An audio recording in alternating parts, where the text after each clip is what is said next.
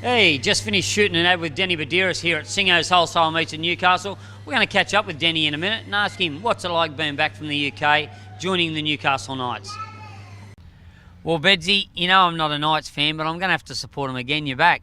Thanks, mate. Hopefully you support your community here, like always. I've supported you over the years at the racetrack, throwing away a lot of money on you, but also winning some. So hopefully it's the same at the footy, mate. We'll lose some but win more than we lose. You were living at Window till you started following me, and now you're at Merriweather. Everyone makes a jump up every now and then. And what about UK for a couple of years? That was good? Loved it. Yeah, had 3 years over there. Went probably too quick. But back here and you got a chance to finish off with my hometown club. So that was too good opportunity to pass up. So really enjoyed the pre-season. Had a really good pre-season, and we're not far off the comp now. So got the Dragons, and it's building up as a big game. You watched the club challenge last Sunday. The Leeds got over the mighty Seagulls. The mighty Seagulls. It was how good was it? Loved it. To them over there in the UK, that's a big thing. That game. It's to be called world champions, beat the Aussies, beat the Aussie champions, as they say, and Leeds have got a great culture. The club is run by a real passionate man, and it just reverberates through the place. And I was just honoured to be a rhino for a few years there. And Dan, fitting to end your career back at Newcastle where you started, was that always in your plan, or did Matt Gidley being CEO get you back here? No, it probably wasn't. When you leave a place, you probably think that's the last time you're going to turn up there. And those colours, I was obviously pretty emotional when I did finish up there at Newcastle, and that was it. I was thinking, but through having Matt there, the communication lines, and Wayne coming, and a whole new setup there at the Knights, I've got a chance to come back and to run out on that ground we've got over there, and in front of these passionate supporters. So I'm very honoured and privileged to be here. You mentioned the pre-season's gone well, and tell me about Bennett. You haven't been under Bennett before. What about Bennett? I've toured with him a couple of times over to England, and great research, Robbo. But I got sat next to him on a plane. We've been that would have been a laugh. Alphabetical order, but mate, we spoke about everything but football. He's one of those ones when everyone sees him as a football orientated man, but off the field, he's the perception that he's got out there is not pretty shy and whatnot, but he loves to laugh, and obviously got a lot to talk about. So he's a book of knowledge, and he's got a lot of morals, and he's a pretty loyal sort of fella. So to his players, that's the big thing, and we're all learning off him, and he's setting things in stone for hopefully a pretty good season.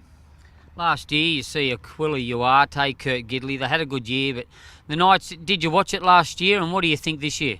Yeah, always watched it. If I was a kid, 13 or whatever they are these days that are interested in football, he'd have to be my favourite player is Aquila. I think Aku, he's just every time he touches the ball, everyone jumps up, and he's in for another big year. And I think the consistency that we need is away games. When we play at home, I guess they're pretty solid, but away is where you earn your points, and that's on the back of some good defence. So that's all we've been practicing that pretty hard. That side of the game, being physical and defending as good as we can. Good vibe around the club at the moment? Yeah, there's a good vibe, of course. I think around the city, it's a good vibe. We're pushing this membership drive pretty hard, and they're trying to get 20,000 members before the first round, and they're not far off it. So that's pretty handy to know. Every game you're going to have that many people turning up, and obviously with Wayne on board, and with the Tinkler Sports Group, what that's doing, and the resources of the place. I think everyone can work out that the Knights are trying to do the best for the community, and that's what it's all about. And Dan, some of the players they've bought this year, who do you rate? Yeah, they've bought some very handy players. You got Adam Cuthbertson will bring a lot of another dimension to the forward pack. Ex-Manly player. A local fella in Aberdeen, up at Aberdeen, and that's Alex McKinnon.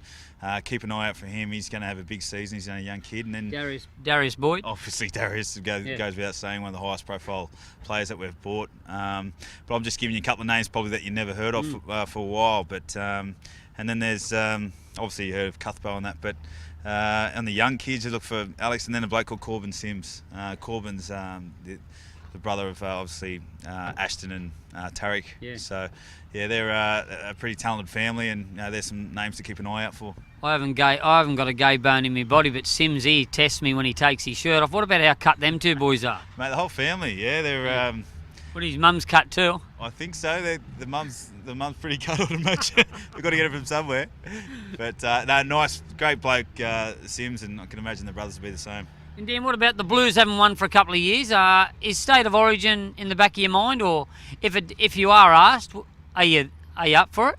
Well, I guess a couple of players have to fall over for me to get a start. I'm a passionate New South Welshman. And you always would never say no to play with that. But like I said, I want to play as consistent as I can that first round and keep at that level and get better. And like I said, if there's an injury or something, then I'll get called on, and so be it. But I'm not holding my breath, and I just want New South Wales to win, mate, like everyone else in this state, because it's been a hard couple of years.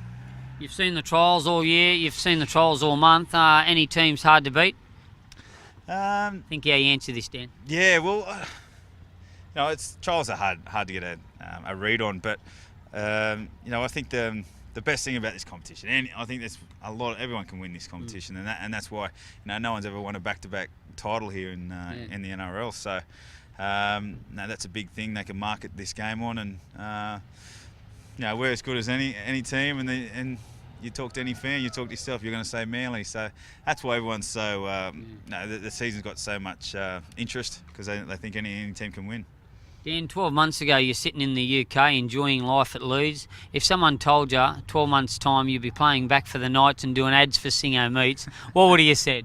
I wouldn't say I'd be doing ads for Singo's Meats, but no, I've done an ad with you today, and it's a You've made it to the big time now. You're with Singo. Time, mate, with you. Yeah. So, but no, I probably wouldn't have thought I'd been back here, and obviously it's contracted to stay in the UK for this year, and no, I've never broken a contract, but Singo's hoping you don't.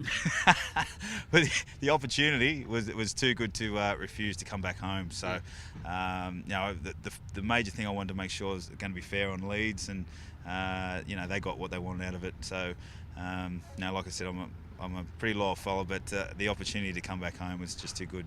Well, Dan, I'm not pissing in your pocket. The town's excited you're back, mate, and Wayne Bennett's here, and I reckon you're going to have a great year, and I'll support the Knights again because you're back, mate, and it's been great catching up with you, Dan. Thanks, Singo. Sorry. Robbo. Thanks, mate. See you, Robbo. Yeah, he's good.